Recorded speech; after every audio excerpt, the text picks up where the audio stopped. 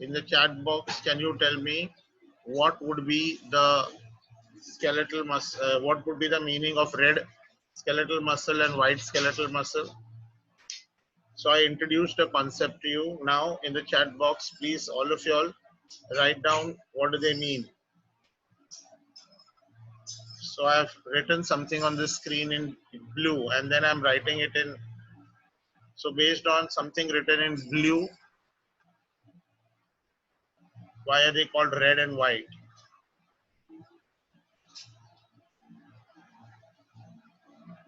Yes.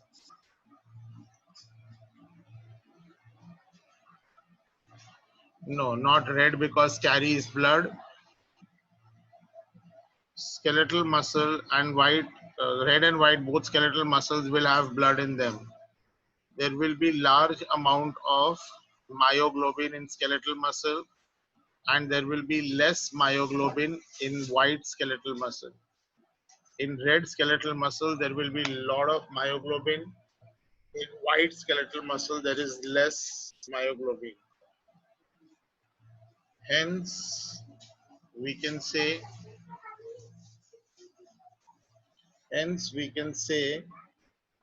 that red skeletal muscles will have an appropriate or a long term supply of oxygen. Yes. So that is why we can say that in red skeletal muscle, there is less chance of anaerobic respiration. There is less chance of anaerobic respiration. White skeletal muscles have less myoglobin, means the oxygen utility could be quicker. Hence, white skeletal muscles have more chance of anaerobic respiration. That is why red skeletal muscles are sometimes also called aerobic muscles. Of course, both of them are aerobic, but this will be aerobic for a longer time. White muscles can undergo anaerobic respiration quickly. So white skeletal muscles are sometimes also called anaerobic muscles.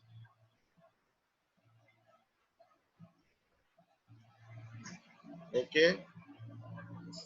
This also means that red has more oxygen, so less lactic acid chance. So red muscles won't get fatigued easily. Remember, skeletal muscles will get fatigued easily, right? But in that, there is red skeletal muscle which won't get fatigued easily as compared to white. You know, matlab, if I have to arrange which one would easily get fatigued, white would get easily fatigued, then white skeletal muscle would get easily fatigued, then red skeletal muscle, then smooth muscle or visceral muscle. Okay, and then last में cardiac muscle which never gets fatigued. So red skeletal muscle won't get fatigued easily. White skeletal muscle will get fatigued easily because they are anaerobic muscles.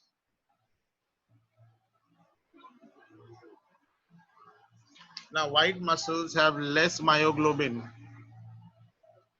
Yes, and red muscles have uh, more myoglobin. Examples are muscles of the back. So when we are muscles of the back, matlab peeth ke muscles. So when we are standing for a long time, yeah, our back muscles are contracted, but they never undergo fatigue. You never get, back sprain just by standing. But yes, you can get backache, you can get back sprains, but that's extremely rare. Now, normally, where do you get sprains? In muscles of your arm or muscles of your thigh. Like biceps and triceps are muscles of the arm. Okay, so skeletal muscles and red skeletal and white skeletal are two important types of muscles. Please make a note of all this, very important.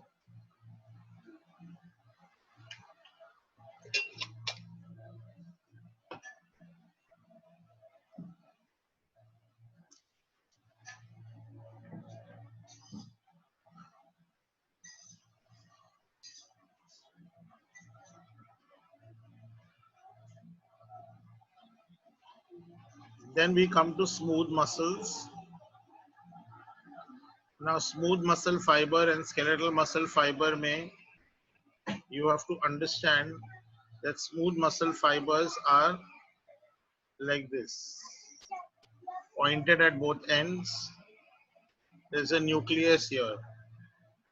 Now, in smooth muscle fibers also there are myofibrils. Okay, in the first class I told you what is the arrangement of myofibrils, but just a recap. Now say this is one myofibril, one longitudinal structure. The black line indicates dark band and the white area which is invisible, okay, this one indicates white. So dark band, light band, dark band, light band. So now I have drawn two myofibrils. Now there are three myofibrils. Now imagine there are hundreds of myofibrils. Now when hundreds of myofibrils are there all together with their dark bands and light bands arranged, uh, you know, regularly, all dark bands together, all light bands together, then the entire cell will appear striated. However, in smooth muscles, this is not the case. This is found in skeletal muscle. If this is one myofibril, दूसरा myofibril कुछ ऐसा रहेगा, तीसरा myofibril ऐसा कुछ रहता है, चौथा myofibril कुछ ऐसा रहेगा. तो एक्चुअली जब आप देखोगे दोनों मसल्स में, तो अब क्या हो रहा है, इधर लाइट और डार्क बैंड ऑल्टरनेट नहीं है, क्योंकि एक का लाइट बैंड दूसरे डार्क बैंड के, मतलब एक लाइट बैंड दूसरे डार्क बैंड से ओवरलैप कर रहा है. सो दैट इज व्हाई आपको एक यूनिफॉर्म लाइट ब्राइटनेस या यूनिफॉर्म डार्कनेस नहीं दिखेगा. Okay, so that is smooth muscle for you. Then we come to cardiac muscles. What do we know about cardiac muscles? What are cardiac muscles? क्या क्या जानते हैं हम? They are thin elongated cells. Cardiac muscle fibres के बारे में बात करें. So they are thin elongated cells. They have blunt ends, that is non-tapering ends. Yes, very correct, child. देखने लिखा है faintly striated, correct. So there are faint striations, not well-defined striations. More important than that, they are branched cells. They are branched cells. Okay, very important part here. You know, this is what we knew about cardiac muscles. Now, when I look at the cardiac muscles, this is one cardiac muscle. Now, the other cardiac muscle, say this is another cardiac muscle. So, the two cardiac muscles are actually fused together by a fold of sarcolemma. This fusion is called intercalated discs. So cardiac muscle fibers show intercalated discs, which are folds of sarcolemma. Okay. Now because of this, the entire cardiac muscle will appear like one big network. Okay, so there will be a network like this. समझ रहे हैं? So if you can observe, there are many cardiac cells like this here. So this is an intercalated disc. This is an intercalated disc. This is an intercalated disc, and these are the various skeletal cardiac muscle fibers. So because of intercalated disc, all the cells will have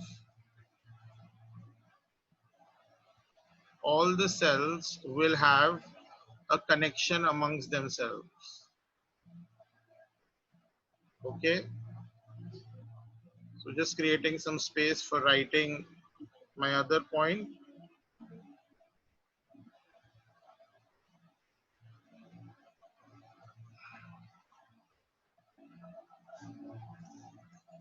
So because of the intercalated discs, because of intercalated discs, what happens? The cardiac muscles always form a network of cardiac muscle fibers. Okay. Now, because there is a network of cardiac muscle fibers, something interesting happens. That if one cardiac muscle contracts, muscle fiber, one cell contracts, it is connected to cell above and connected to cell below. So if one cardiac muscle cell contracts, the cell above it will contract, the cell below it will contract, the cell on its right will also contract, the cell on its left will also contract. Now because they have contracted, unke upar aage piche everything will contract. So this is very, very important because they form a network.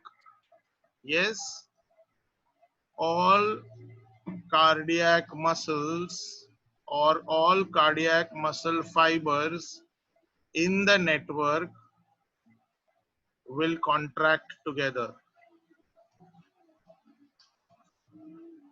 All the cardiac muscle fibers in the network will contract together. This is very, very important. I'm going to come back to this in a while from now. Yes.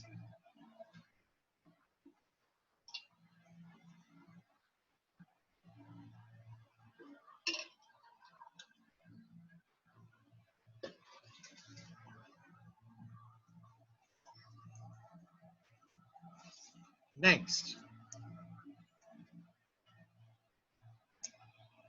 like every muscle, even cardiac muscle, needs electrical impulses. The electrical impulses going to the heart are also called cardiac impulses. Electrical impulses going to the heart are also called cardiac impulses. Now, normally we know that electrical impulse, matlab neurons. So the electrical impulse or the cardiac impulse originates in the brain. Now, such a heart in which the cardiac impulse originates from the brain, matlab electricity which is coming to the heart is actually coming from the brain, such a heart is called a neurogenic heart. Okay, so electricity coming to the brain is electricity coming to the heart originates in the brain. So electricity is coming from the brain to the heart. Such a heart is called a neurogenic heart. Now, in higher animals, the electrical impulse or cardiac impulse originates in the heart itself. So it originates in the heart itself.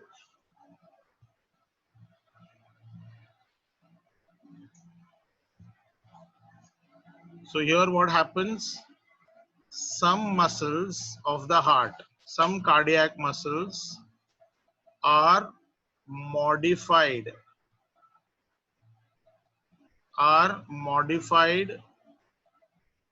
to produce electrical impulse. So they will look like a cardiac muscle, but they are modified to produce electrical impulse. Such a tissue, which is a hybrid of electrical and cardiac tissue, is called nodal tissue. Okay, or sometimes simply called nodes. Nodal tissue or nodes.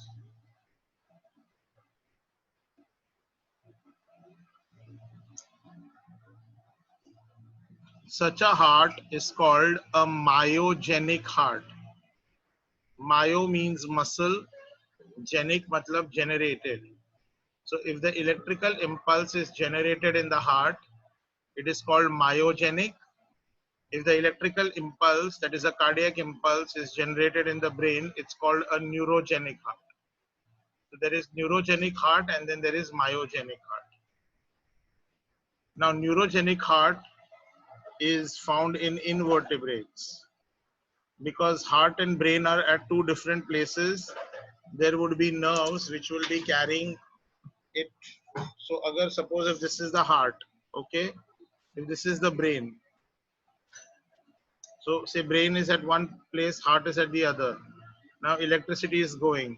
बीच में अगर कुछ damage हो गया, cut हो गया, तो heart बंद करना, हार्ट कॉन्ट्रैक्ट करना बंद कर देगा. Okay, so that is why it's found in invertebrates. Myogenic heart is a more evolved heart. Myogenic heart is found in vertebrates. The evolved heart, myogenic heart, is found in vertebrates.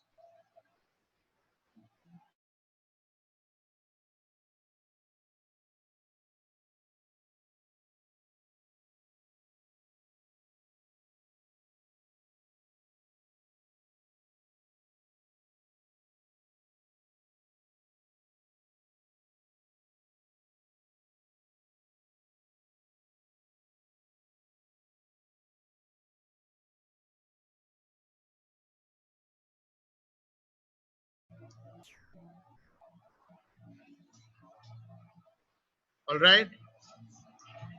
So how do we know whether a heart is neurogenic or myogenic heart? So what is the property or what tells us that some heart is neurogenic or some heart is myogenic? Okay. Now, point number one is heart beats for some time if removed out of the body. So अगर किसी के body से वो heart अगर निकाल दिया जाए तो भी वो कुछ टाइम तक अपने आप बीट कर सकता है. अगर ये एग्जाम क्वेश्चन पूछा कि heart beats for some time if removed out of the body of a person, then such a heart is myogenic. मतलब the connection between brain and heart is cut, but still the heart is beating. Now for some time इसीलिए होता है, if you give the heart tissue enough oxygen and nutrients, then it can continue to beat forever. If the heart tissue doesn't get nutrients, then it stops pumping, stops beating. Okay, that is why muscles of the heart should continuously receive nutrients and blood supply. Okay, myogenic heart, many times in the embryonic stage, the heart development, okay, may occur before neurons, before brain development. So that means even before we can see the brain, yes, in an ultrasound, we can hear the heartbeat. So as soon as the heart is developed, it starts beating. And the brain is not yet formed. Yes? In a neurogenic heart, पहले brain को form करना पड़ेगा, उसके बाद ही heart form कर सकता है. Because electrical impulse is given to the brain. The third thing is, if this heart is cut into pieces, if the heart is cut into pieces, each piece can beat. Each piece can beat. So if the heart is cut into pieces, each piece can beat. That heart is also a myogenic heart. Now some people are asking me questions कि sir, what is the modification? Basically उनका जो sodium channels होते हैं उसमें थोड़े से modification करते हैं. Because all cells are like we studied electrical impulse across a neuron, all cells uh, have a resting membrane potential, but only neurons can, open sodium channels. So myogenic heart muscles case may be nodal tissue may there is some modification of the sodium channels. So this is all about myogenic heart. So myogenic heart का other word है autorhythmic heart. Another word is also called auto-excitable heart. Autorhythmic heart and auto-excitable heart.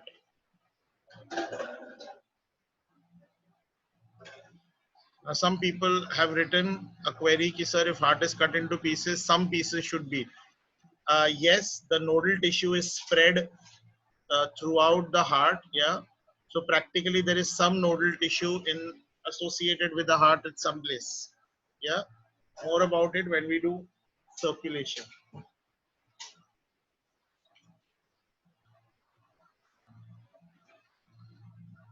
Okay.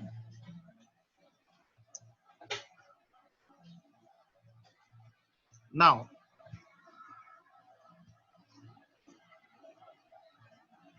in humans, what is the pacemaker of the human heart? The main nodal tissue. It's called the SA node. Node का मतलब nodal tissue which is capable of generating electrical impulse. S stands for sinu, A stands for atrium. So it's called the sinuatrial node. Sinuatrial node or SA node. Now the next question is, in a myogenic heart, does the brain have any role? Now children, the brain will only have something known as a regulatory role. So brain will help in regulation of heartbeat. What is the meaning of regulation of heartbeat? So see, what happens is, if left to its own, heart will beat at a rhythm. Okay. So it will maintain a normal rhythm which is around 70 to 75 beats per minute. Okay, वो normal rhythm पे beat करते जाएगा. The heart doesn't know when to beat faster and the heart doesn't know when to beat slowly. Okay, so that information is provided by the brain. So say for example, if I want to run over long distances. So when I want to run over long distances, my heart rate should increase. At that time, my brain is making a decision and my brain will send sympathetic nerves. Okay. My brain is going to send sympathetic nerves. So there are sympathetic nerves, yes, and parasympathetic nerves both to the heart. So what will happen when my brain stimulates sympathetic nerves? If sympathetic nerves are stimulated, yes, the heartbeat or heart rate increases. If the sympathetic nerves are stimulated, heart rate increases. So this has an excitatory effect. Plus लिख रहा हूं. If parasympathetic, same statement. If parasympathetic nerves to the heart, if parasympathetic nerves to the heart are stimulated, the heart rate decreases. Did we understand? So this is very, very important. Yeah. So that's the role of the brain in a myogenic heart. In a myogenic heart, brain is basically for regulating the heartbeat. So now I'm asking you a question. Okay. So this is question number 1, which I'm asking you. Please go to your chat box and answer these questions. Okay. As I told you, your answers only I can read. So please participate, even if they are wrong, doesn't matter. Right? Chalo. So my question is, what will happen? What will happen if sympathetic nerves to the heart are cut off? So if I cut off sympathetic nerves to the heart, what will happen? In the chat box, please write the answer. What will happen if the sympathetic nerves to the heart are cut off?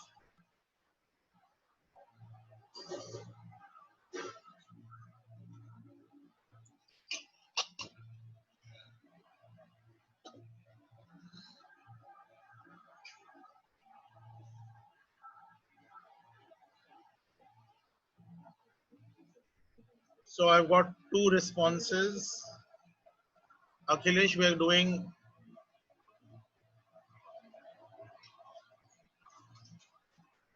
So I've got multiple responses. Now what will happen, children, is that the sympathetic and parasympathetic balance each other. Good. Very good. Now some people have written heart rate will decrease. Some people have written heart rate will remain the same. Now understand, children, when sympathetic nerves to the heart are cut, okay, if I cut this, there is only parasympathetic nervous stimulation from the brain. So if sympathetic nerves to the heart are cut, this is a very famous MCQ, then heart rate means number of times the heart beats in a minute. The heart rate decreases. Now children, if you have understood this, what will happen if parasympathetic nerves to the heart are cut? Come on. Second question ka answer right. What will happen if parasympathetic nerves to the heart are cut? Then what will happen to the heart rate? Yes, I'm getting a lot of responses now. Great, great. So the heart rate would keep on increasing because only sympathetic nervous system will get activated. Ye hua. Now tell me the third and the most critical one. If both sympathetic and parasympathetic nerves to the heart are cut, if both sympathetic as well as parasympathetic nerves to the heart are cut, then what will happen?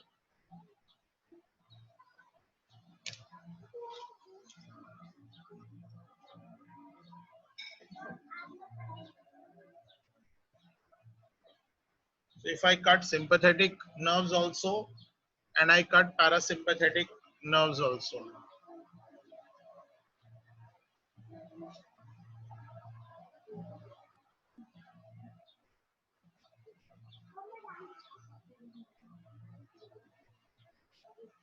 Yes, I'm reading your responses. Some people are saying the heartbeat will stop.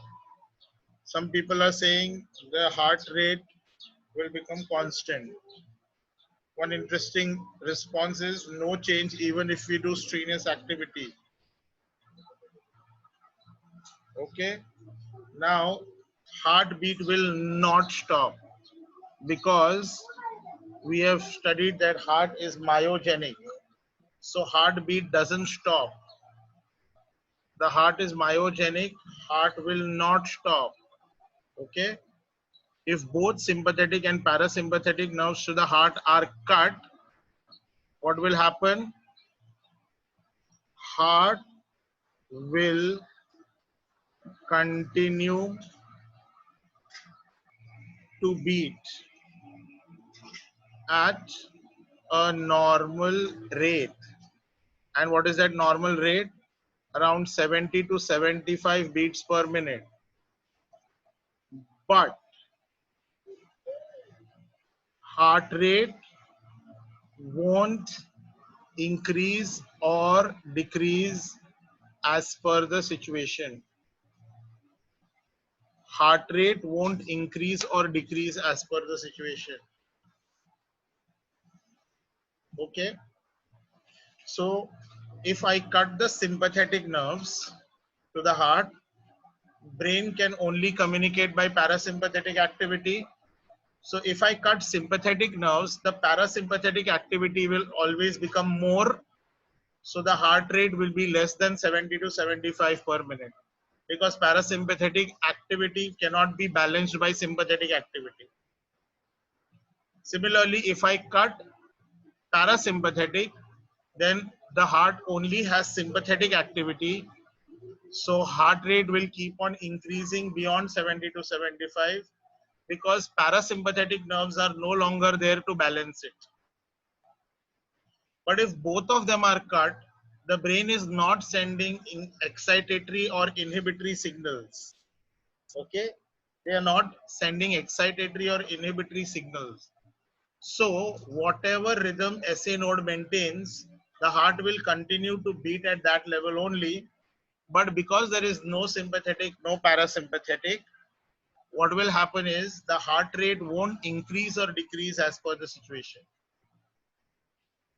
Okay, very, very, very critical point.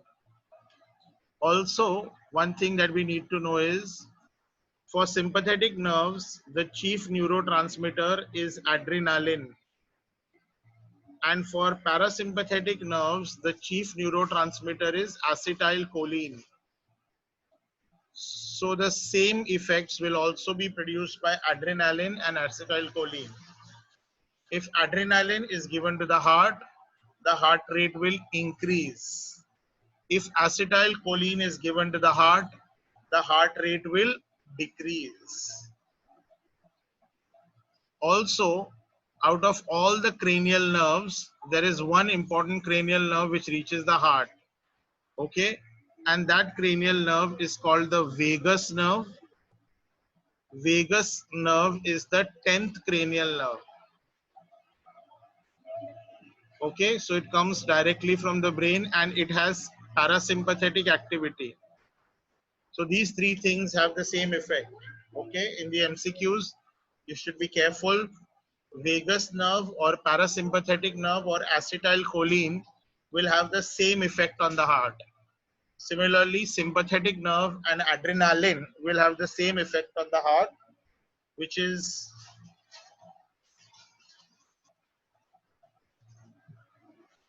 increasing the heart rate.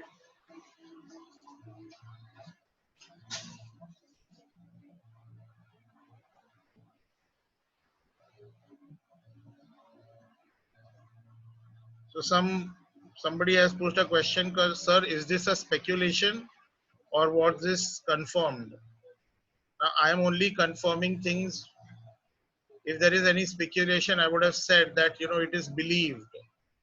ऐसा कुछ बोलता मैं, right? पर ऐसा कुछ बोला नहीं है. It has been proven by cutting sympathetic and parasympathetic nerves in various experimental studies.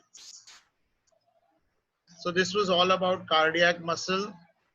Sometimes when you look at the cardiac muscle actually appears to look as if it is multinucleated. The 10th cranial nerve or vagus nerve, somebody's asked me to repeat that, has parasympathetic activity. That means 10th cranial nerve or vagus nerve also decreases the heart rate.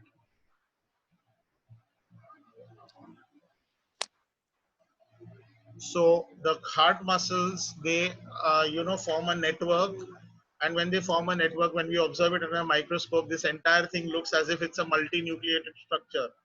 But today we know it's not a multinucleated structure. One cardiac muscle has one nucleus. Now we come to the last part of muscles. In fact, this also involves neurons. There is a phenomenon called the all or none phenomenon. Okay. So what is the meaning of the word all or none phenomenon? So whenever any cell either matlab any part either does the entire function with maximum force, okay, then we call it all. It is done it with maximum. जितना वो कर सकता था उतना वो या तो पूरी तरह से उतना करेगा या तो कुछ भी नहीं करेगा, बीच का नहीं करेगा. Okay, did we do this phenomenon last time in the concept of tetanus? Yeah. So where do I find all or none phenomenon? सबसे पहले we find all or none phenomenon in neurons. मतलब either a neuron will contract, either a neuron will generate maximum amount of electrical impulse that it can generate, or it will not generate electrical impulse at all. So that is why it's called the all or none phenomenon. Either it will generate all electrical impulses or it will not generate any. And then all muscle cells or muscle fibers, yes, skeletal muscle fibers will also have all or none phenomenon. So one individual cell may either it will contract with maximum force or it won't contract at all. Either it will contract with maximum force or it won't contract at all. And this I'm talking about one muscle cell. So in one muscle cell, there are thousands of myofibrils. Each myofibril will have many sarcomeres. So what is the meaning? So whenever a muscle cell is contracting, either all sarcomeres in all myofibrils will contract or none of them will contract. So this is true in skeletal muscle fibers, visceral muscle fibers, even in cardiac muscle fibers. But all or none phenomenon is not true in a skeletal muscle. ये last time आपको मैंने सिखाया था, correct? Suppose एक skeletal muscle में 100 fibres हैं, तो अगर हमको थोड़ा सा ही एक्टिविटी करना है तो 30 या 40 फाइबर्स कॉन्ट्रैक्ट करेंगे. देन अगर उससे बात नहीं बनी तो हम फोर्स ज्यादा लगाते हैं, 60, 70 till we reach a maximum. So in a skeletal muscle I will get variable contractions, correct? So skeletal muscle does not show all or none phenomenon, but skeletal muscle fiber will show all or none phenomenon. Is this point clear to everyone?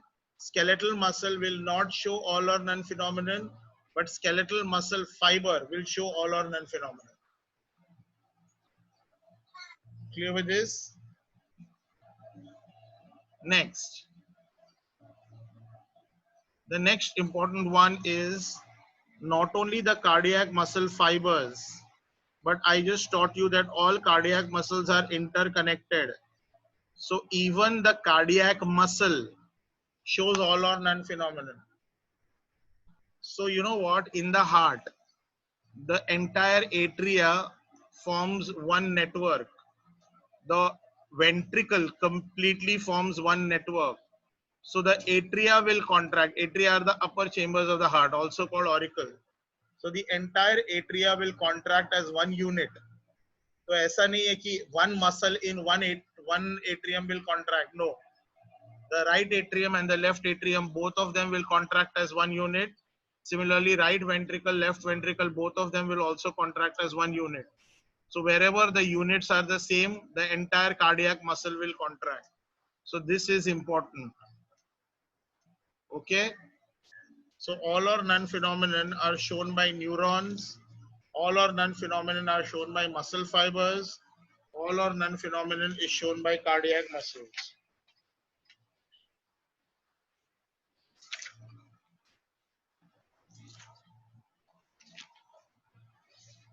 So we have completed skeletal muscle. Okay, before I go ahead with the rest of my content, let me tell you what chapter is going on and how we have studied.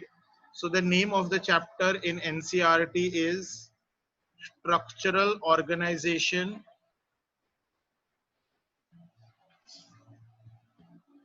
in animals. Okay. Now we have finished two parts. One is neuron and the second part is a skeletal muscle. Rather not skeletal muscle, muscular tissue. Okay.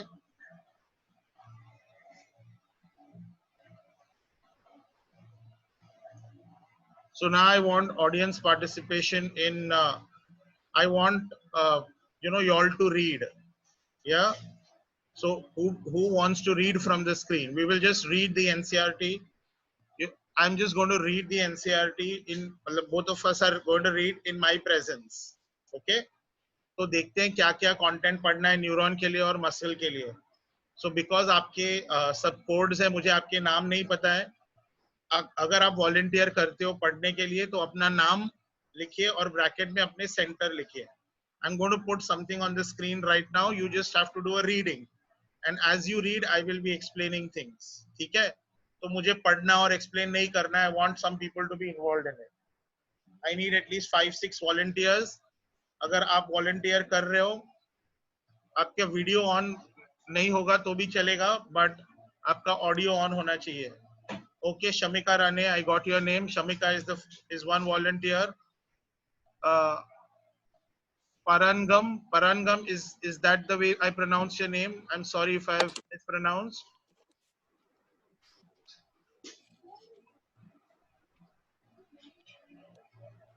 Parangam, can you unmute yourself, please?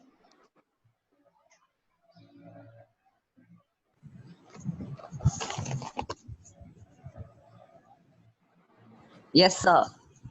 So Parangam, is that the way I pronounce your name? Actually, it's Parangam. Parangam, okay. Thank you so much and sorry for mispronunciation. I'm Parangam, not sorry. Thank you. good. Shamika Rane, can you please unmute yourself? Yes, sir. Can you hear us, Shamika? Yeah. Okay, great. I'm just checking whether everything is working or no. Aditya Bharti Thane, can you unmute yourself? Yes, sir. Great. Anant Seawoods, can you please unmute yourself? Ow. Anant? Yes, sir. Okay, great. Anant, you just have to be a little close to the mic when you're talking, okay? Whenever I ask you Okay. to. Surmaya? Oh my God. Surmaya? Sir, actually, it's Suramya. Suramya. Okay, sorry. Suramya. Great. So I've got 4-5 people. We'll just quickly do the reading part of it. Now, why am I doing the reading part of it? So that you understand that when you're reading, how are you going to go about it? Okay. Just give me 1 minute. I will just share some screenshots with everyone so everyone can read along.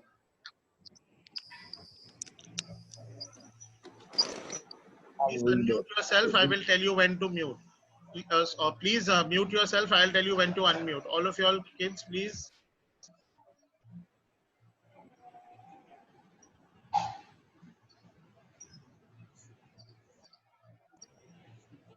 All of it. Cause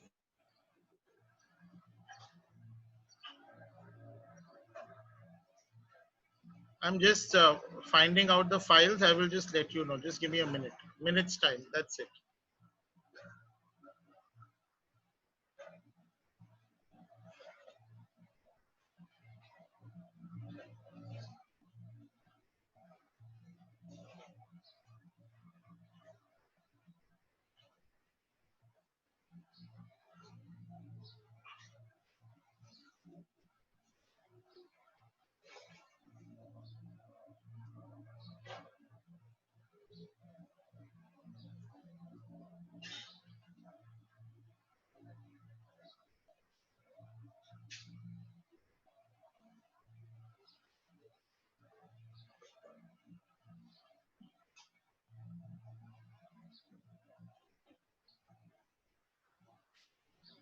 Okay, so I'm sharing my screen with you guys.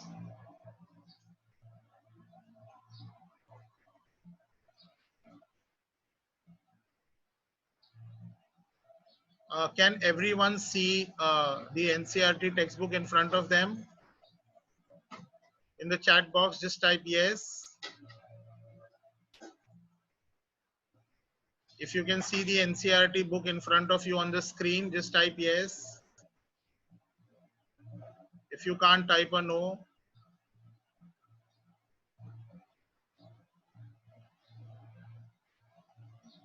Okay, great. So, so basically, I am on page number 104. Yes, the chapter is structural organization in animals. Okay, chapter number 7. If you don't know, you can make a note of it. Chapter number 7, structural organization in animals. Okay. Now, Miss Rane from Panvel, Shamika Rane, Yeah. please unmute yourself. And Shamika, can we read muscular tissue, please? What is there on the screen? You can start reading. Yeah. Yes. Be a little close to the mic and read. Yes.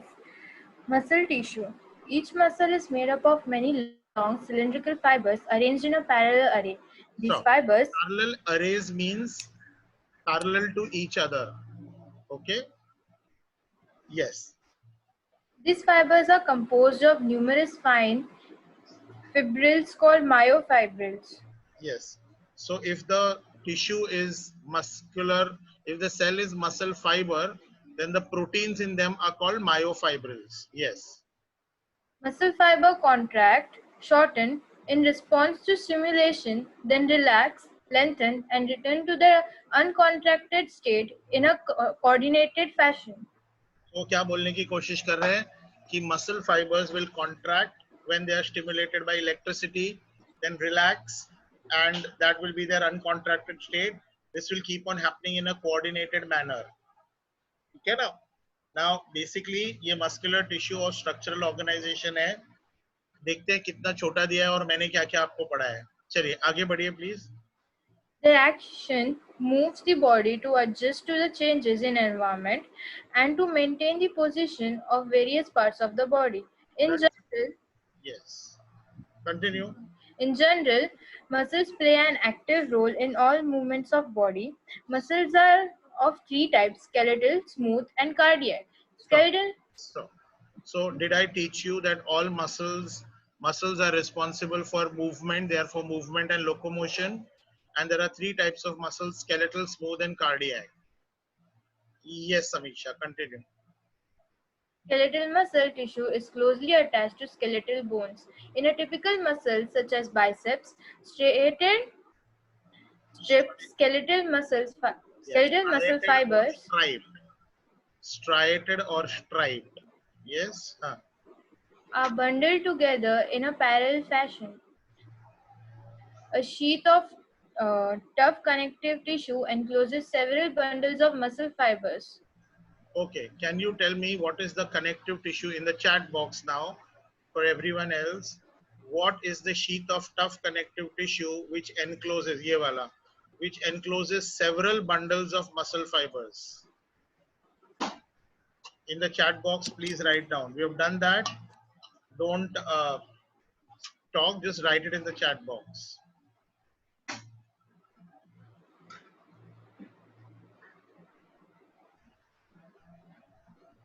So I've got one answer.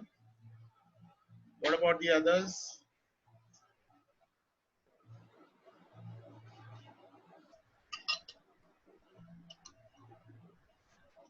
The tough connective tissue which encloses several bundles of muscle fibers. Yes, yes, most of y'all have given me the correct answer. It is epimysium. Okay, and the sheath of connective tissue which encloses one bundle of muscle fiber is called perimysium, and the sheath of connective tissue which encloses one muscle fiber will be endomysium. So a sheet of connective tissue which encloses one muscle fiber is endomysium, which encloses one bundle of muscle fiber is perimysium, and which encloses all the bundles is called epimysium. So these are the three pictures. A is skeletal muscle, B is smooth muscle, and C is cardiac muscle. So these are all vertically arranged muscles. Okay, these muscles, they are skeletal muscles. Cardiac muscles are branched, and they form a syncytium-like structure. Okay, these dark lines, junction between adjacent cells, they are folds of sarcolemma called intercalated discs. All right, Samiksha, continue. The smooth muscle fibers taper at both ends, fusiform, Yes. and do not show striations. This word we have done. What is the meaning of the word fusiform? It's also called spindle shape, which tapers at both ends. Fusiform or spindle shape, which tapers at both ends. Great. Continue, please. Cell junctions hold them together and they are bundled together in a connective tissue sheet. Now, The cell walls of junctions. Yeah, Samiksha, just one sec. So, cell junctions are junctions between two cells. Uh, they will be found in closely arranged parts only. So more about cell junctions, I will teach you types of cell junctions in epithelium tissue. But right now, whenever two cells will touch each other, there will be an area called cell junction. Okay? Yeah. the wall of internal organs such as blood vessels, stomach, and intestine contains this type of muscle tissue. Smooth muscles are involuntary as their functioning cannot be directly controlled. We usually are not able to make it contract merely by thinking about it as well as we can do with skeletal muscles. Right? So basically, we are not able to contract it merely by thinking, just like we do with skeletal muscles, means it is involuntary. Right? So smooth muscles, itna hi diya. Smooth muscles are involuntary, they are tapering at both ends. Yeah, diagram में दिया है, diagram में दिखाया कि they are having one nucleus, right? Yes, continue. Cardiac muscle tissue is a contractile tissue present only in heart. Stop. Cell Contractile junction. का मतलब क्या होता है? Capable of contraction and relaxation. We have done this word in the class. Yes. Cell junctions fuse the plasma membranes of cardiac muscle cells and make them stick together. Communication junction intercalated disc at some fusion points allow the cells to contract as a unit. That is, when one cell receives a signal to contract, its neighbors are also stimulated to contract. Right. So in your notes, please make a note because NCERT ने एक word दिया है. Intercalated discs are also called communication junctions. Intercalated discs are also called communication junctions. So कभी कभी intercalated disc के बजाय वो लोग communication junctions पूछेंगे.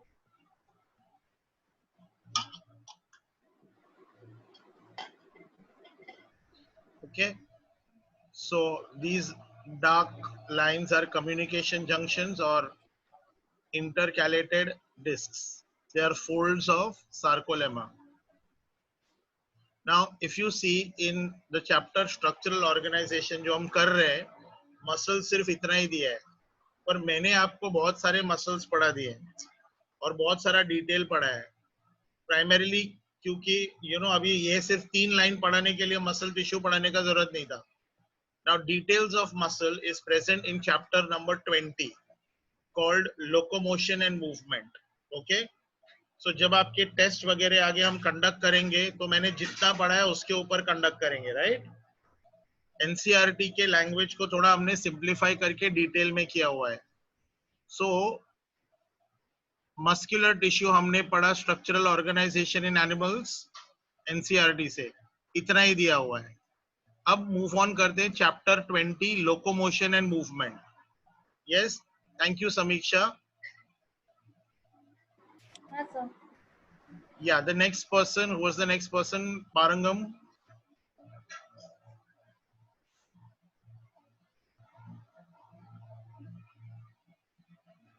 Are you there?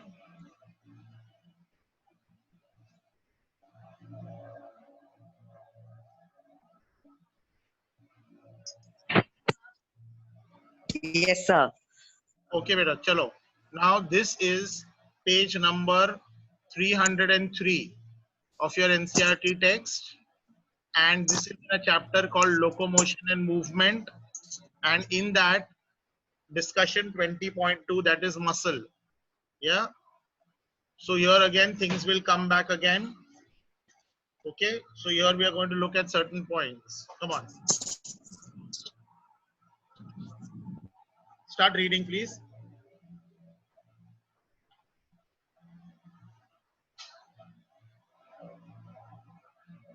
Please start reading. Aloud, Parangam.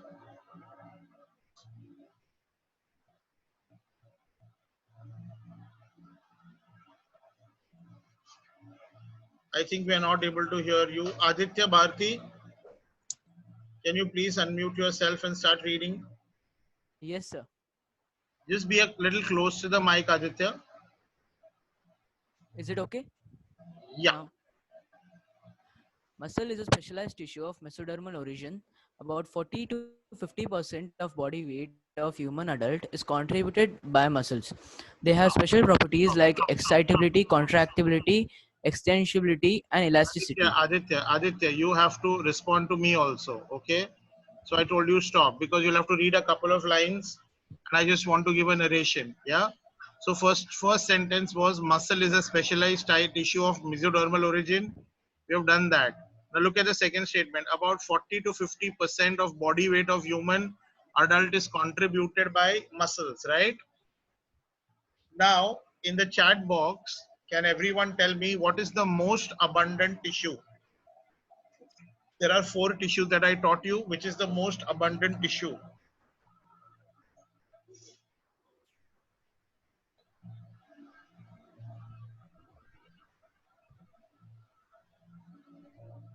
Yes. So everybody is giving me one very clear-cut answer, which I have taught you. The most abundant tissue is connective tissue. Great.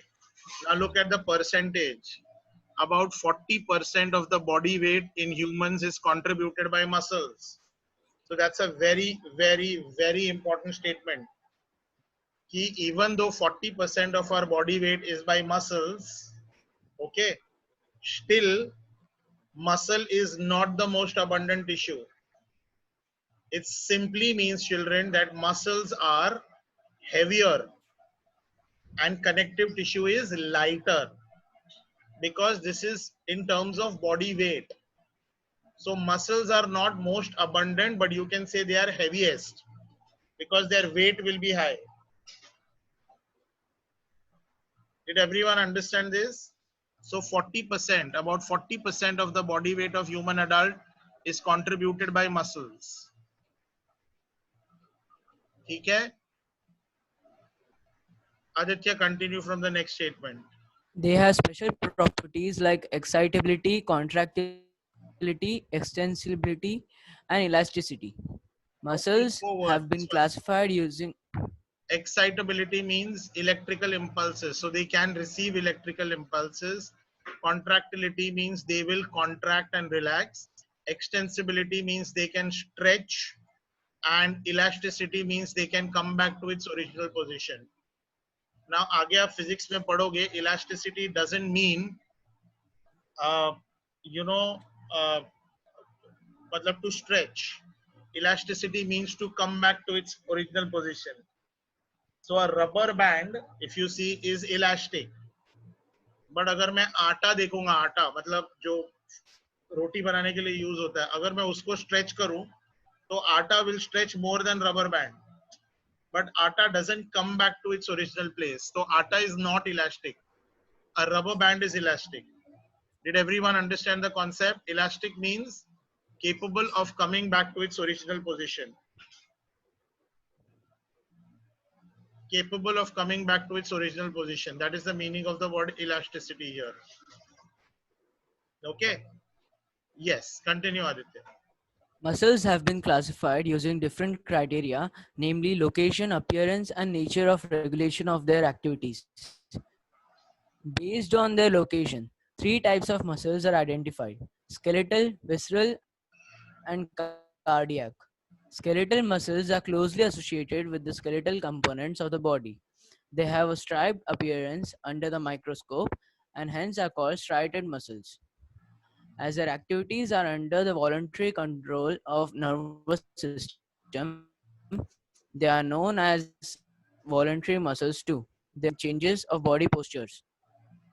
Visceral muscles are located in the inner walls of hollow visceral organs of the body like alimentary canal, reproductive tract, etc. They do not exhibit any striation and are smooth in appearance. Hence, they are called smooth muscles or non-striated muscles. Their activities are not under the voluntary control of nervous system and are therefore known as involuntary muscles. They assist, for example, in the transportation of food through the digestive tract and gametes through the genital tract. As the Stop. name suggests, cardiac muscle. Stop, Aditya. In the chat box, kids, can you tell me what is the site of fertilization in humans?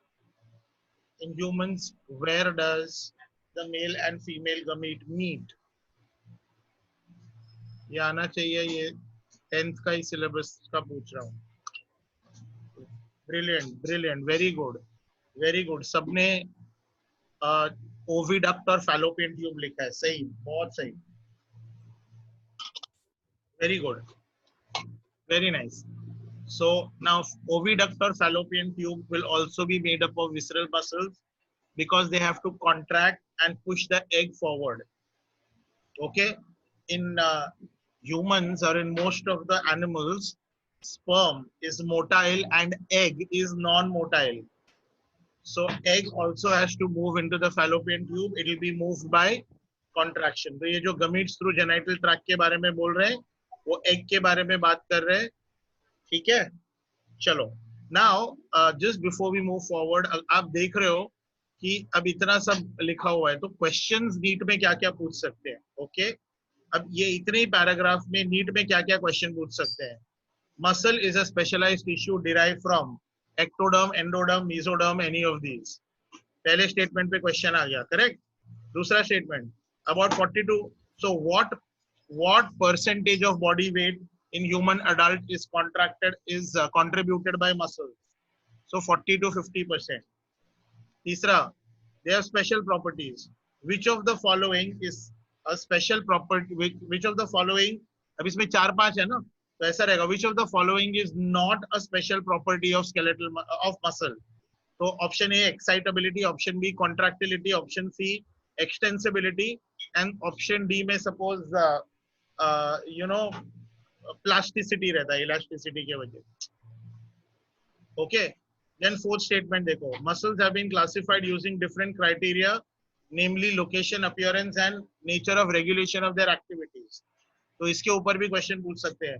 What are the different criteria used for classifying muscles? So based on location, based on appearance, based on regulation of activities. And fourth option will be all of these. आपको समझ रहा है, जब आप NCERT पढ़ रहे हो तो प्रैक्टिकली एनसीईआरटी के हर एक लाइन पे क्वेश्चन बनाया जा सकता है. तो जब मैं आपको लेक्चर देता हूं और आपको लेक्चर नोट्स देता हूं, वो सिंप्लीफाइड लैंग्वेज होता है, क्योंकि एनसीईआरटी का लैंग्वेज थोड़ा कॉम्प्लिकेटेड और लंबा चौड़ा खींचतान का है, करेक्ट. तो मैंने आपको सिंप्लीफाइड लैंग्वेज में किया है. बट जब आप टेस्ट की तैयारी करते हो तो आपको एनसीईआरटी तो डेफिनेटली आना चाहिए. हमारे टेस्ट में भी 60-40% होगा. 60% क्वेश्चन एनसीईआरटी के टेक्स्ट बुक से आएंगे line by line, and 40% will be extra, जो हम लोग एक्स्ट्रा पढ़ाते हैं. Did everyone understand how we are reading? Today I am reading one chapter, one part with you. कल मतलब नेक्स्ट टाइम से मैं ऐसा कर नहीं पाऊंगा ओवर जूम, है ना. तो आप लोग जैसे मैं पढ़ रहा हूँ, जैसे एक एक लाइन 2-2 लाइन पढ़ के गो बैक, थिंक, एनालाइज कि यार अभी मैंने 2 लाइन पढ़ा तो उसका क्या सिग्निफिकेंस है, उसके ऊपर क्या क्वेश्चन आ सकते हैं. अब स्केलेटल मसल्स में अगर मैं पूरा, just 1 second, I think my laptop का charger is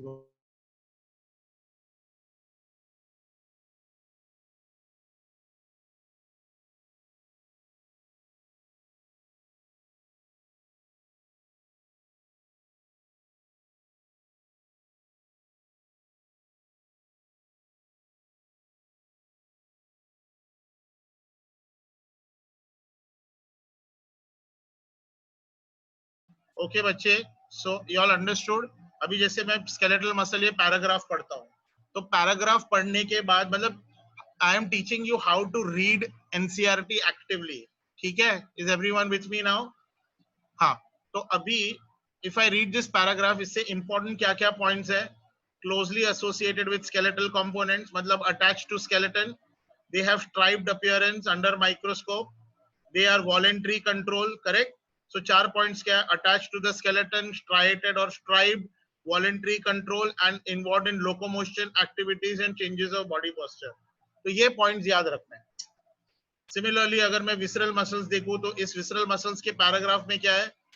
Inner walls of hollow body organs. Second, they are non-striated or smooth. They are involuntary. And their function would be transportation of food and gametes. तुम समझे? तो हर एक paragraph को देख के या line को देख के ये सोचो कि अगर तुम एग्जामिनर होते तो तुम क्या इसके ऊपर क्वेश्चन बनाते. आई बात समझ में? So read those paragraphs accordingly. Did everyone understand what I am trying to say? if you can understand, write down yes, understood.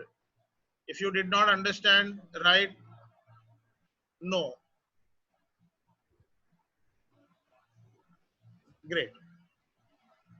Great job. Chalo, Aditya, continue. As the name suggests, cardiac muscles are the muscles of heart. Many cardiac muscle cells assemble in a branching pattern to form a cardiac muscle. Based on appearance, cardiac muscles are striated. They are involuntary in nature as the nervous system does not control their activities directly. Stop. Let us examine a skeletal. Stop. So if you see, cardiac muscles are striated likha hai na? Now I also told you the same thing. Cardiac muscles show faint striations, but they are not. So देखो striated muscles किधर लिखा है? Skeletal muscle में. तो अगर word आएगा striated muscle और आगे कुछ नहीं दिया है, तो you should always assume it is skeletal muscle. But cardiac muscles also show striations, but they are not called striated muscle. Is that understood? If the word striated muscle पूछा हुआ है, तो हमेशा हमको क्या assume करना है कि it is skeletal muscle only, because skeletal muscle का दूसरा नाम है striated muscle. Great बच्चे, continue Aditya. Let us examine a skeletal muscle in detail to understand the structure and mechanism of contraction. Each organized skeletal muscle in our body is made of a number of muscle bundles or fascicles held together by a common collagenous connective tissue layer called fascia. Stop. तो fascicle का मतलब होता है bundle. ये सिखाया था आपको. Fascicle का मतलब होता है bundle, right? So fascicle को surround करने वाला connective tissue नाम है fascia. और correct pronunciation उसका है fascia. Okay. So fascia is another word for perimysium. So make a note of this. अभी ये NCERT में दिया हुआ है common collagenous tissue layer called fascia. Technically उसका word है perimysium, but NCERT ने fascia दिया है ना, so we will have to remember fascia. समझा? Treat NCERT book like a Bible. मतलब उसका हर एक sentence, हर एक word और बहुत सारी चीजें उसमें गलत भी दी हुई है. तो मैं आप लोगों को सही पढ़ाऊंगा, पर नीट में अगर वो डायरेक्ट सेंटेंस एनसीईआरटी से आता है तो हम वही डायरेक्ट सेंटेंस को सही लेने वाले. ओके, चलो. So fascia is another word for perimysium. Fascia is another word for perimysium. Yes, Aditya, continue. Aditya, continue, please.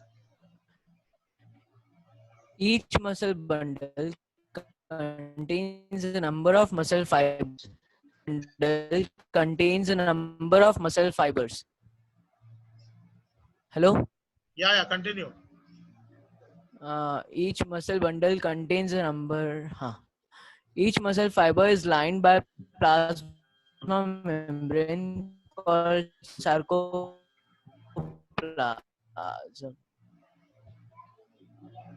Sarcolemma, enclosing the sarcoplasm.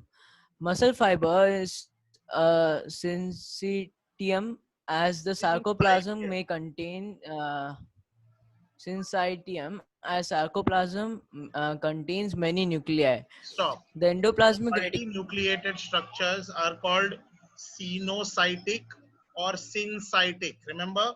So syncytic condition can be called syncytium.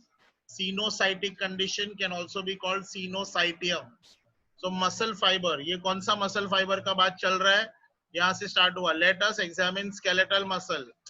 तो कौन सा muscle fiber का बात चल रहा है? Skeletal muscle fiber is a syncytium, as there are many nuclei. Continue. The endoplasmic reticulum, that is sarcoplasmic reticulum of the muscle fibers, is the storehouse of calcium ions. A characteristic feature of muscle fiber is the presence of a large number of parallelly arranged filaments in the sarcoplasm called myofilaments or myofibrils. Stop. Each myofibril. So they have given one more name for myofibril, that is myofilaments. Okay. So actually both of them mean the same. Fibril का मतलब होता है thin filament. So myofibril and myofilament mean the same. All right. Come on. Continue. Each myofibril has alternate dark and light bands on it. A detailed study of myofibril has established that the striated appearance is due to distribution pattern of two important proteins, actin and myosin. The light bands contain actin and is called I band or isotropic band, whereas a dark band is called A or anisotropic.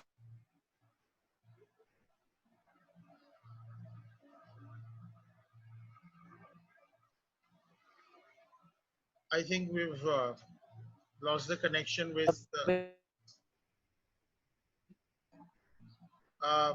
Aditya. You can stop because we can't hear you.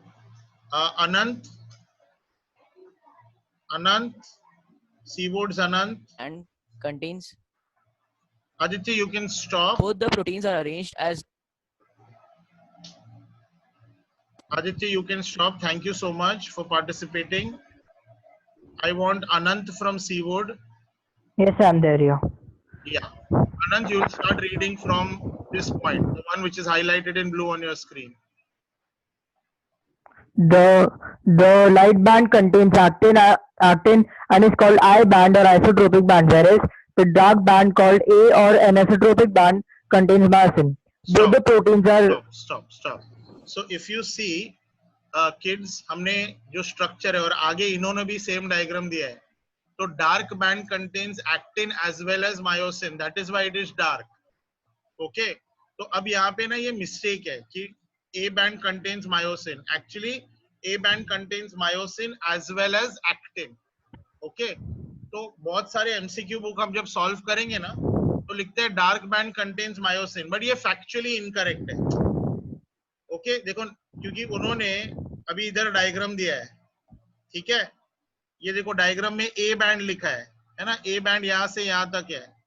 तो अगर A band यहाँ से यहाँ तक है तो ये पूरा मायोसिन होगा और ये एक्टिन हुआ ना. समझा? So what they mean to say is that light band contain actin and dark band contains myosin along with actin. Okay? क्योंकि उन्होंने नेक्स्ट सेंटेंस में कुछ एक्सप्लेन किया है. ओके, चलिए अनंत. both the proteins are arranged as rod-like structures parallel to each other and also to the longitudinal axis of the myofibril. ये Actin filaments are बहुत important है. They are parallel to each other. Yes, ये भी हमने diagram में किया था. And along the longitudinal axis. Longitudinal axis जब मैंने डायग्राम बनाया था और मैंने मायोफाइब्रिल को वर्टिकल बनाया, बट जब मैं ईच मायोफाइब्रिल कर रहा था तो उसको हॉरिजॉन्टल कर लिया, right. So this is along the length. This one is myosin and this is actin. Yes, तो जो myosin and actin are parallel to each other and myosin and actin are along the length. This is the length of the myofibril. So two important things, they are parallel as well as longitudinal axis. Now this is logical. ये मैंने आपको पढ़ाया है, but बहुत बार है ना ये छोटी छोटी बातें हमको ध्यान में नहीं रहती हैं. That is why NCERT reading is important. Yeah, continue. actin filaments are thinner as compared to the myosin filaments, hence are commonly called thin and thick filaments respectively. In the center of each I band is an elastic fiber called Z line, which bisects it. The Stop. thin filaments. Stop. Kids, in your chat box, can you please tell me what is another name for Z line? I don't want the full form of Z. I want to know what is another name for Z line, because they have written elastic fiber. No, I want to know what is the other name for Z line.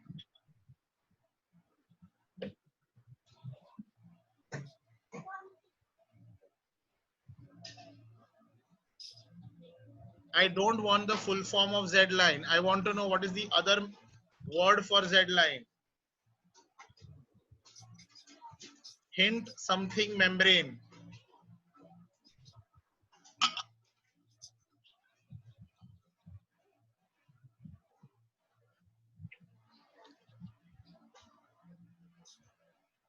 Yes, many of y'all have given me the correct answer. Z line is also called Cross's membrane, because Z line is actually an elastic fiber, or a membrane was actually discovered by Cross. So Z line also called Cross's membrane. Yes, Anant, please continue. The thin filaments are firmly attached to the Z line. The thick filaments in the A band are also held together in the middle of this band by a thin fibrous membrane called M line. The A and I bands are arranged alternately throughout the length of the myofibril. The portion of the myofibril between two successive Z lines is considered as the functional unit of the contraction and is called a sarcomere. In a resting state, the edges of thin filaments on either side of the thick filaments partially overlap the free ends of the thick filaments, leaving the central part of the thick filaments. This central part of thick filament not overlapped by thin filaments is called the edge zone. Stop. What is the full form of H? What does H in H zone stand for? Come on. In the chat box, please write down. So this is also kind of a revision session. Yes, it's also called Henson's zone. Henson's zone. Absolutely correct. Great. Anant, continue. Yes, now sir. we are on the structure of actin and myosin. Structure of contractile proteins. Each actin, thin filament, is made of two F filamentous actins helically wound to each other.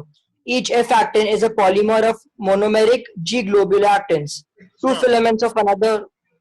Now, अगर NCERT देखो, दो line में उन्होंने निपटा दिया है. तो सबसे पहले तो मैंने आपको एक्सप्लेन किया था कि ग्लोबुलर प्रोटीन क्या होता है ना? Globular protein is a chain of amino acids जिसका first और last are connected. So that is one G actin. Many G actins will form a filament that is called F actin. And one actin is actually made up of two F actins which are helically wound. जैसे DNA is wound around. So ये जो green lines है, उसमें एक circle is one G actin, and this entire helically दो helical compounds है, वो है F actin.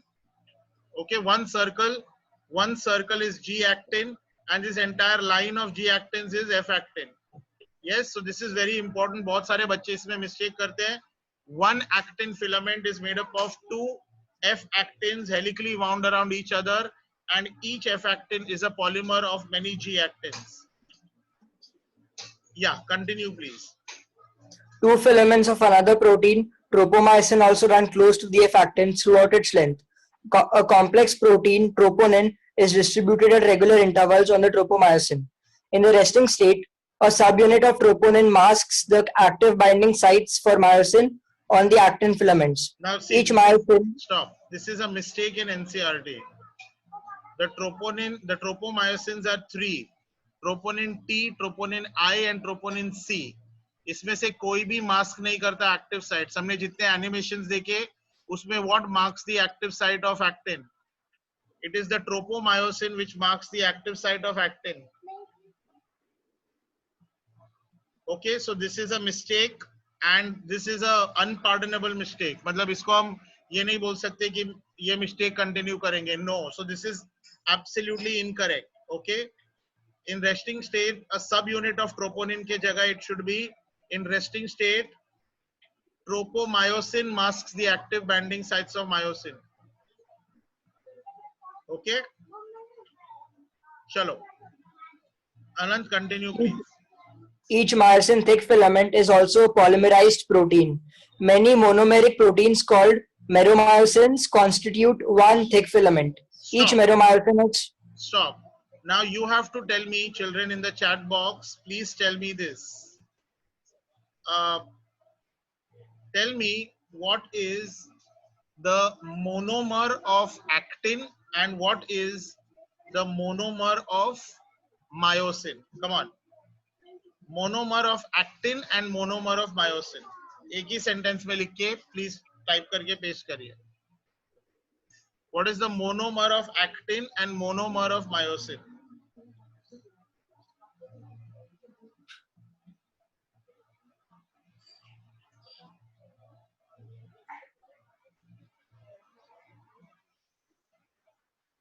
So I've got answer from one person only. अभी तो हमने paragraph पढ़ा. How many? What is the monomer of actin and monomer of myosin?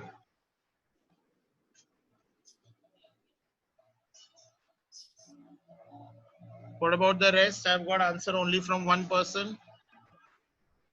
My question is simple. What is the monomer? Monomer polymer का मतलब समझते हो? Polymer मतलब repeating units of something. Monomer is that unit, like starch is a monomer of glucose. Sorry, starch is a polymer of glucose. So starch is the polymer and monomer is glucose. So what is the monomer of actin? The monomer of actin is G-actin and the monomer of myosin is meromyosin. Okay, monomer of actin is G-actin and monomer of myosin is meromyosin. Okay. Yes, Anand, continue please. each meromyosin has two important parts: a globular head with a short arm and a tail, the former being called the heavy meromyosin HMM and the latter the light meromyosin (LMM). The HMM component, that is, the head and short arm, projects outwards at regular distance and angle from each other from the surface of a polymerized myosin filament and is known as cross arm. The globular head is an active ATPase enzyme and has binding sites for ATP and active sites for actin. Stop. So अभी इन्होंने क्या 3 sentences में बहुत सारी चीजें लिख दिया. This is one meromyosin. One meromyosin में है head. ये short arm जिसको ये लोग बोल रहे हैं, which is also known as neck, and this is tail. So head and this short arm together is also called cross arm because they will become erect and bind to actin. है ना? Also the head is an active ATPase enzyme. मतलब क्या करेगा वो? ATP को break down करेगा into ADP and inorganic phosphorus. ATP को break down करेगा into, okay? So that is why we say that it also has enzymatic activity. Yeah? चलिए. Anand, continue. Yes. Mechanism of muscle contraction. Mechanism of muscle contraction is best explained by the sliding filament theory, which states that contraction of a muscle fiber takes place by the sliding of the thin filaments over the thick filaments. Muscle contraction is initiated by a single scent by the central nervous system (CNS) via a motor neuron. Signal sent. Muscle contraction is initiated by a signal sent.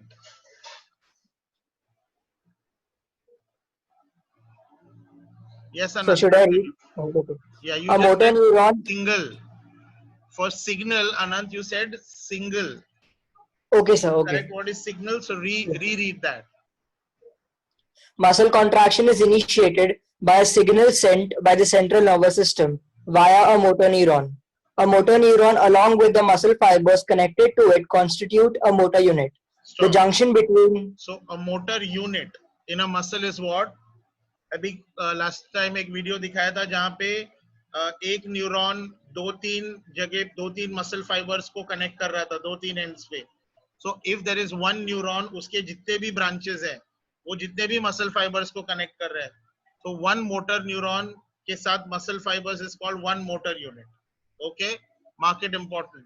A motor neuron along with muscle fibers connected to it is called motor unit. Yes, continue. The junction between a motor neuron and the sarcolemma of the muscle fiber is called the neuromuscular junction or motor end plate. A neural signal motor unit and motor end plate का फर्क क्या होता है? One motor neuron with muscle fibre is called motor unit and neuromuscular junction, that is the junction between the neuron and the sarcolemma, is called the motor end plate. Yeah, two important words. Yes. A neural signal reaching this junction releases a neurotransmitter, acetylcholine, which generates an action potential in the sarcolemma. Action potential is electrical impulse and neuromuscular junction में हमेशा neurotransmitter acetylcholine होता है. बाकी neurons में अलग अलग neurotransmitter होंगे, but muscle के लिए हमेशा एसिटाइलकोलिन होता है. ओके, या continue. So that thing, yeah, this spreads through the muscle fiber and causes the release of calcium ions into the sarcoplasm.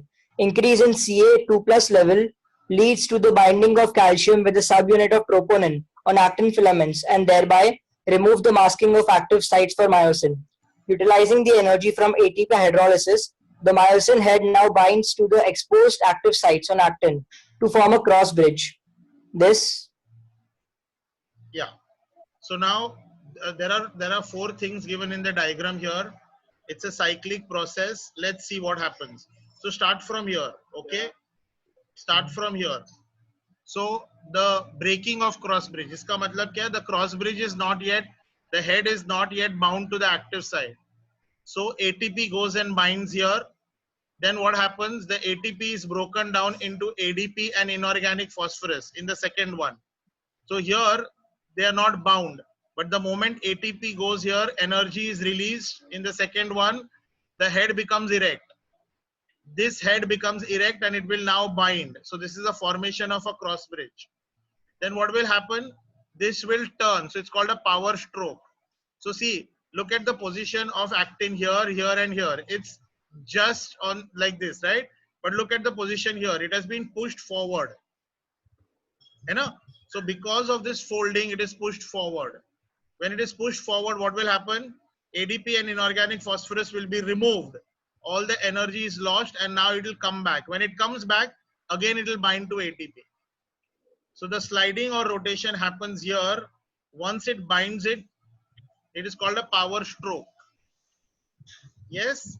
So this is a very important diagram. Do all the diagrams in NCERT very carefully. There are a lot of diagram based questions which can be asked from NCERT. Yes, Anand, please continue. This pulls the attached actin filaments towards the center of A band. The Z line attached to these actins are also pulled inwards, thereby causing a shortening of the sarcomere, that is contraction. It is clear from the above steps that during shortening of the muscle, that is contraction, the I bands get reduced, whereas the A bands retain the length. Stop. The myosin releasing question. MCQ में पूछ सकते हैं ना, during muscle contraction, the I band or light band gets reduced in length, where the A band or dark band remains the same. They don't increase or decrease. Yes, very important line. Next. The myosin releasing the ADP and P1 goes back to its relaxed state. So actually, a new ATP, sorry, it's written P1, but it should be PI. Okay, PI stands for inorganic phosphorus. Okay, PI. तो अगर आप भी किधर रहेगा तो PI लिखते हैं या IP लिखते हैं, वो दोनों करेक्ट है. मैं जब एक्सप्लेन कर रहा था तो मैंने IP लिखा था, राइट? वो सिंबोलॉजी भी एक्सेप्टेड है, या PI. यस, तो P1 नहीं होगा, वो PI है. It's a mistake in the book. या चलिए.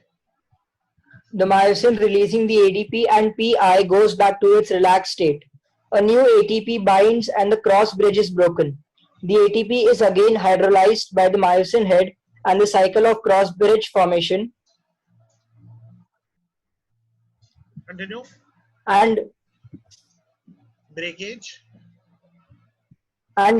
is repeated, causing further sliding.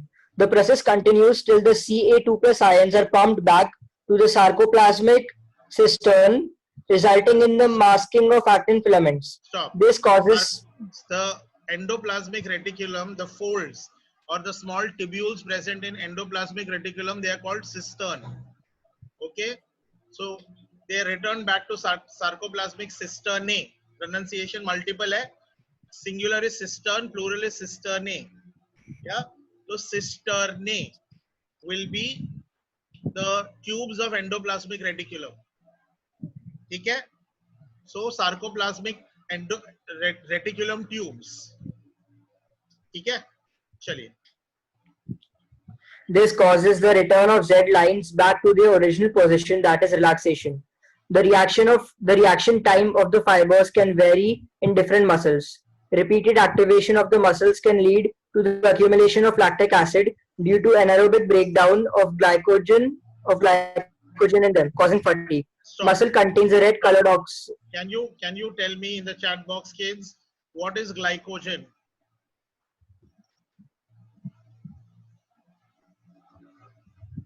Come on, all of you, in the chat box, what is glycogen?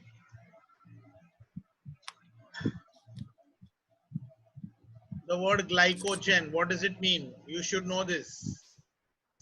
You should know this from your school. Yeah.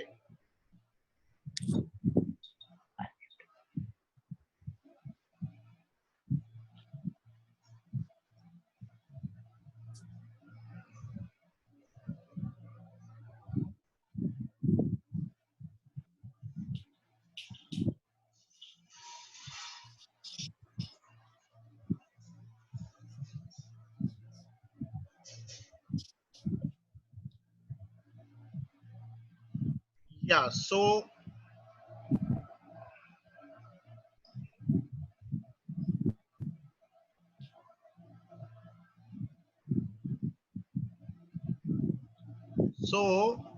like plants have starch, okay?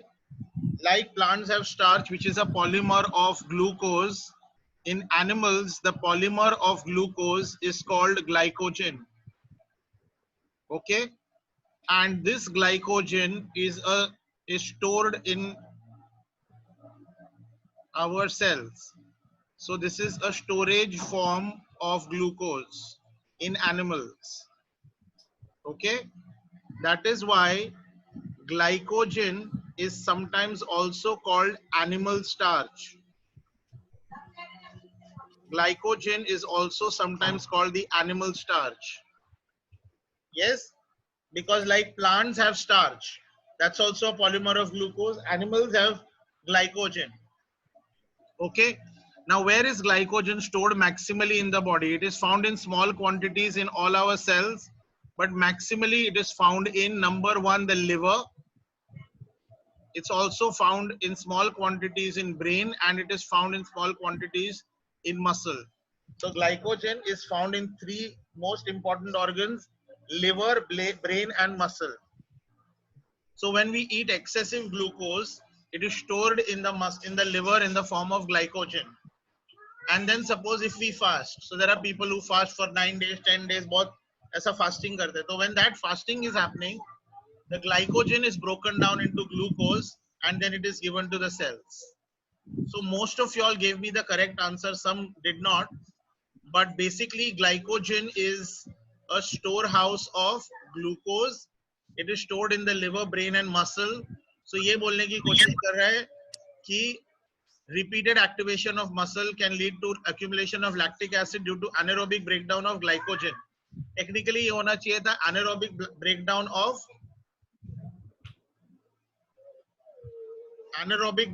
of glucose होना चाहिए. Okay.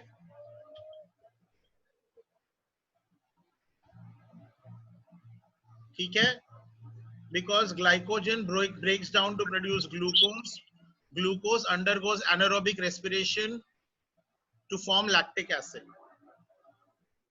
ठीक है, तो इन्होंने कैसे एक एक line में स्लाइडिंग फिलामेंट थियरी खत्म कर दिया, एक एक लाइन में कॉन्ट्रैक्शन रिलैक्सेशन खत्म कर दिया, है ना? But we took almost 3-4 hours, 5 hours to explain the entire process. Anand, continue please. Muscle contains a red colored oxygen storing pigment called myoglobin. Myoglobin content is high in some of the muscles, which gives the reddish appearance. Such muscles are called the red fibers.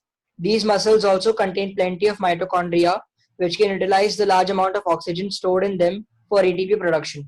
These muscles, therefore, can also be called aerobic muscles. On the other hand, some of the muscles possess very less quantity of myoglobin and therefore appear pale or whitish. These are the white fibers. Number of mitochondria are also few in them, but the amount of sarcoplasmic reticulum is high. So They please take depend a on note of anaerobic this. processes. In white fibers, the amount of sarcoplasmic reticulum is higher than red muscles. ये अभी आज ही पढ़ाया था मैंने, red muscle और white muscle.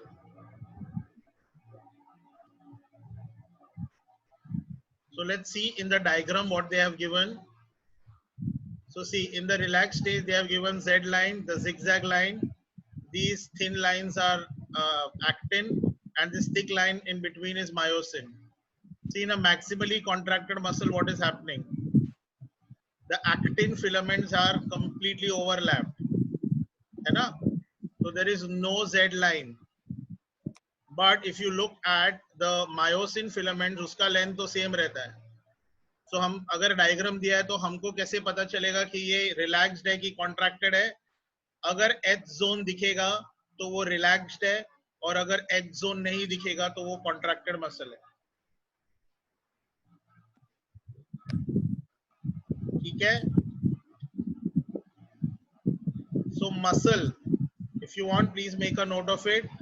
Muscle was in structural organization, chapter 7, structural organization, on page number 104, 105.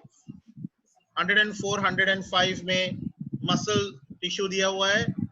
फिर chapter 20, locomotion में muscle is given on page number 303, 304, 305, 306, 307, 308. Beyond this also I have taught you, because in NEET, even though 80-90% questions are asked from NCERT, there is still a chance of 10% questions being asked outside. तो अभी जैसे आप देखोगे तो NCERT में हमने tetanus दिया नहीं है, करेक्ट? कोरीज साइकिल नहीं दिया है, टाइप ऑफ आइसोमेट्रिक कॉन्ट्रैक्शन ये सब नहीं दिया है. सो जब आप NCERT पढ़ते हो और जब आप टीचर के नोट्स पढ़ते हो, आप ये याद रखना, जो NCERT में दिया है वो तो याद रखना ही है, नॉन नेगोशिएबल है. टीचर ने उसके अलावा जो पढ़ाया है, अगर आप सब याद रख सको वेरी गुड. अगर आपको नहीं याद रखना है तो NCERT में जो लिखा है वो तो याद रखना ही है. बियॉन्ड दैट अगर कुछ एक्स्ट्रा पढ़ाया है टीचर ने तो आप उसको ऑप्शन में अगर चाहो छोड़ सकते हो. मेरा तो एडवाइस है कि ना छोड़ो उसको. ठीक है? We have about 10 more minutes. Can we have the next person from Seawoods? I'm sorry, that there has been a lot of chat in the chat box. I can't seem to find, and I forgot the name of the lady also. The lady from Seawoods. Yes, sir. Yeah, just say what your name was. Suramya.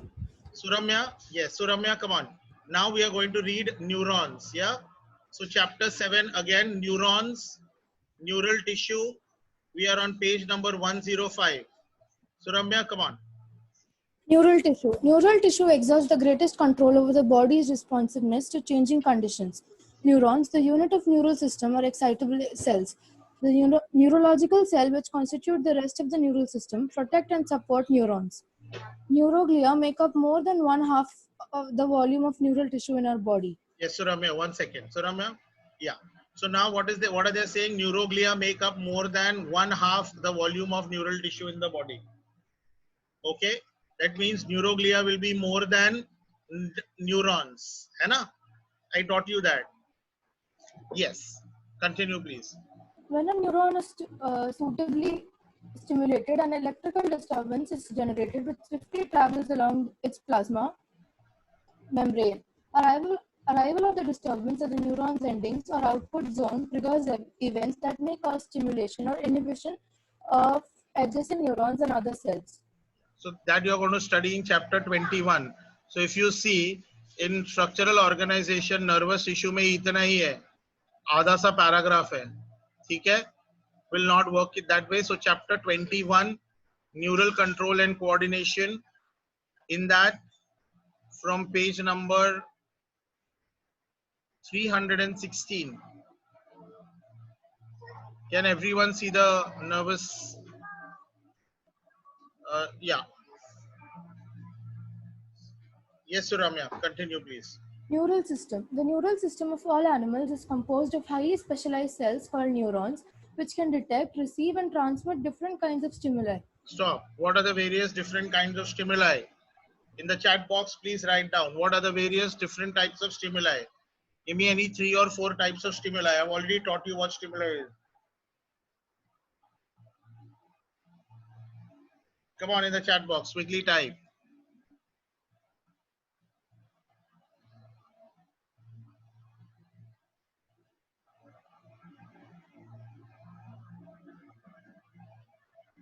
Yes, I've got answer from somebody, from one person in Seawoods now. Come on. Yes. Yes. From Panvel also.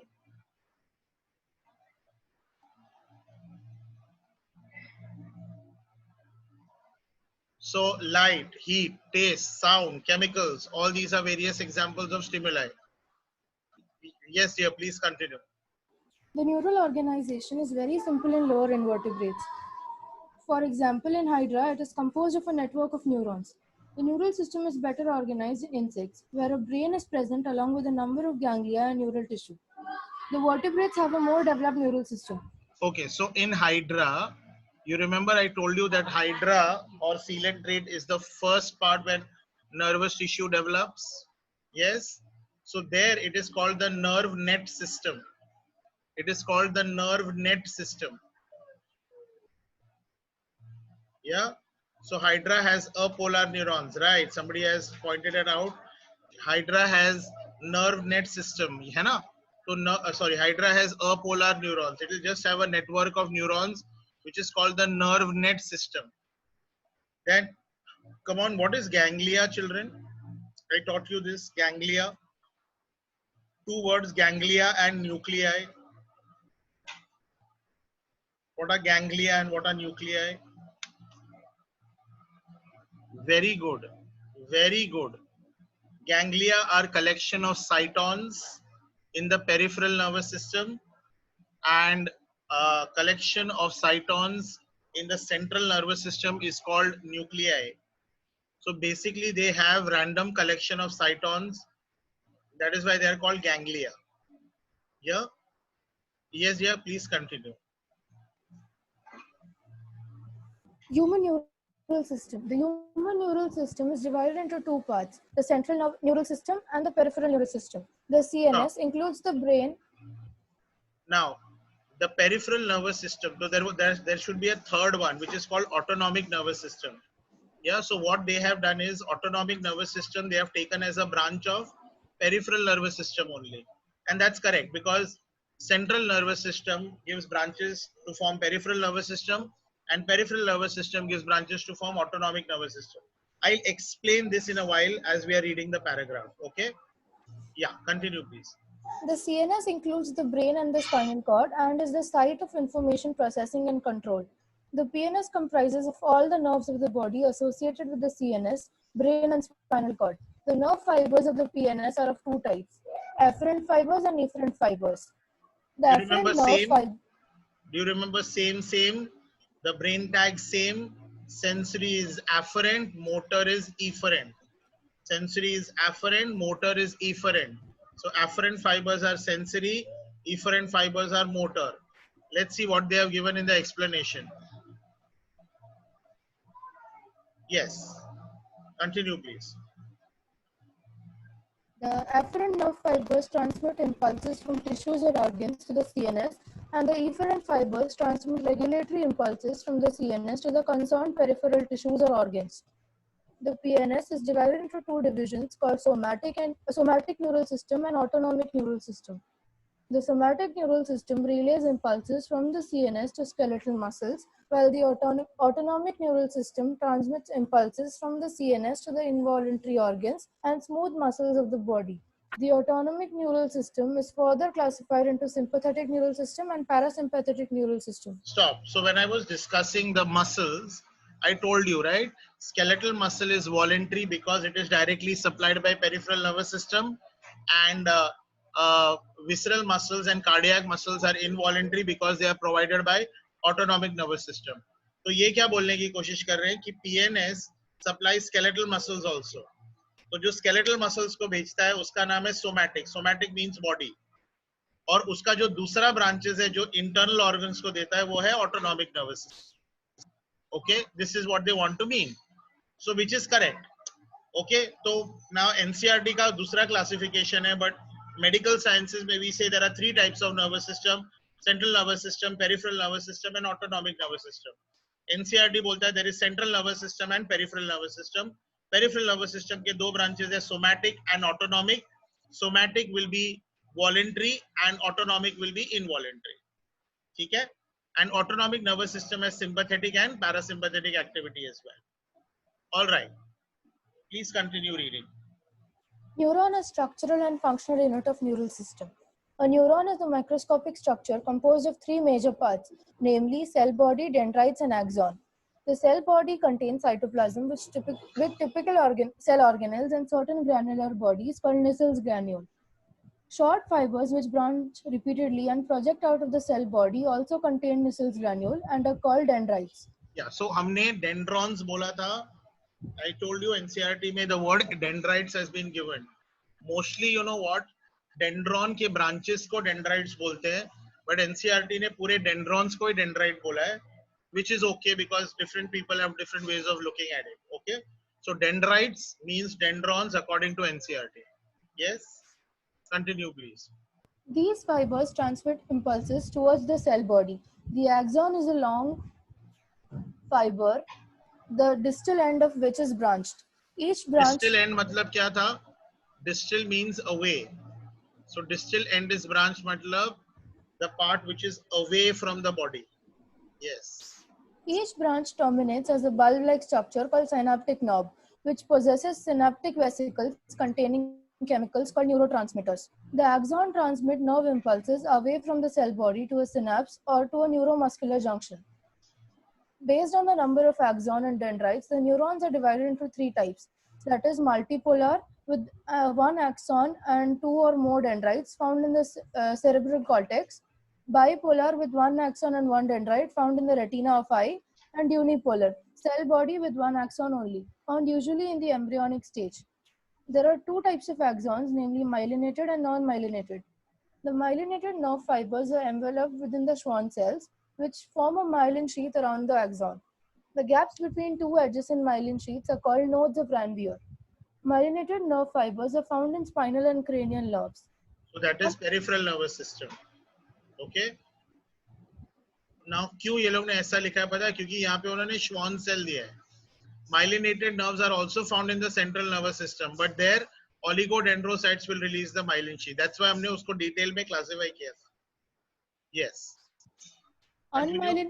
Unmyelinated nerve fiber is enclosed by a Schwann cell that does not form a myelin sheath around the axon and is commonly found in the autonomous and the somatic neural system. Yes, so unmyelinated nerve fibers is enclosed by Schwann cell. Yeah, तो peripheral nervous system के branches में ही होगा Schwann cell. Yes, तो autonomic nervous system के पास भी Schwann cell होता है, पर वो they don't release. Okay. Now kids, will I hope you understood the way we are reading. Yeah. So reading biology from NCERT is very, very crucial because as I told you, almost 80 to 90% questions which are asked in NEET are asked only on the content given in NCERT from their line. So individual line by line questions पूछे जाते हैं. So when you're reading NCERT, again I will just recap.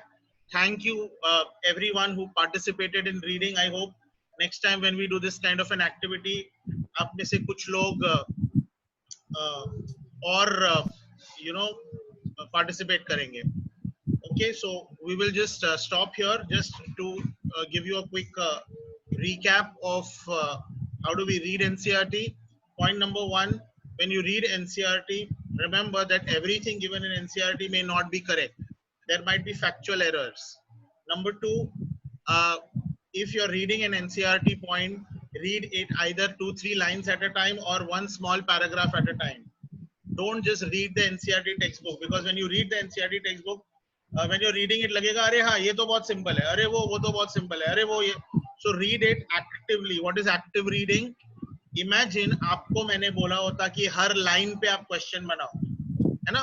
Suppose मैं उल्टा कर देते, आप student नहीं होते, आप एक एग्जामिनर होते, आप एक पेपर सेटर होते, और आपको मैंने बोला होता कि एनसीईआरटी के हर सेंटेंस पे आप क्वेश्चन बनाओ. तो अगर आप एनसीईआरटी के हर सेंटेंस पे क्वेश्चन बनाते तो आप रीडिंग कैसे करते?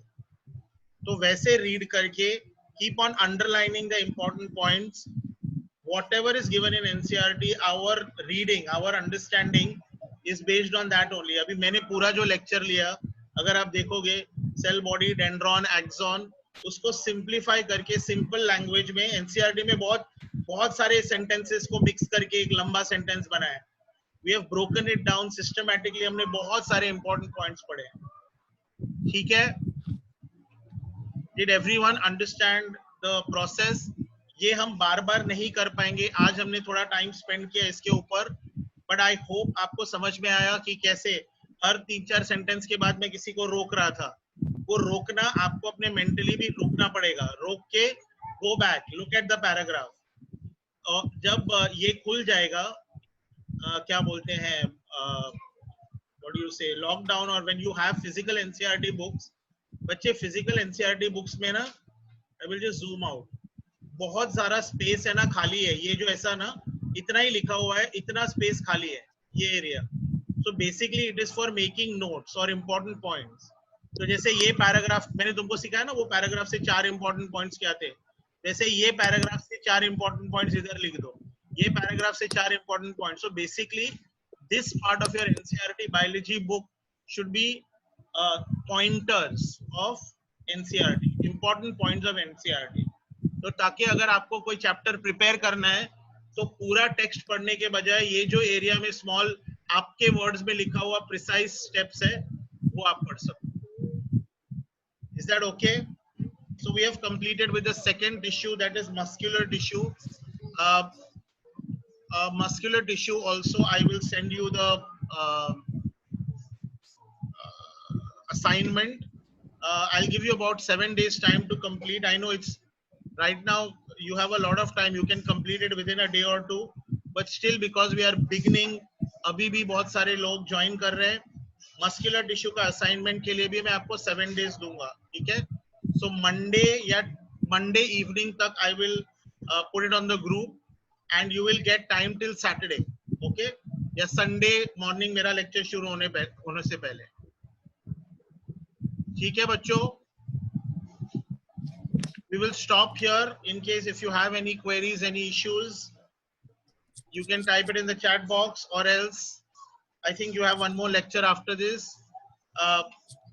You can leave, you can rejoin that. Happy studying, be good, be safe, and read well. Thank you, kids.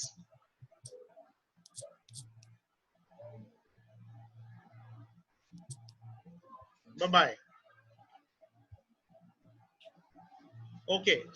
किसी ने मुझे पूछा है monomer and polymer. Polymer means repeating units of something, and repeating units of that something is called monomer. For example, glucose, glucose, glucose, glucose, glucose, ऐसा लंबा chain of glucose बनेगा. तो लंबा chain of glucose is starch. So starch is the polymer and glucose is a monomer. So the question, if I ask you what is the monomer of starch? So monomer of starch is glucose. Monomer of starch is glucose. I hope you understood. ठीक है? For example, दूसरा क्या होता है? So बहुत सारे polymers होते हैं. Polymerization means same चीज का repeating units होते हैं. Okay? I hope you understood this.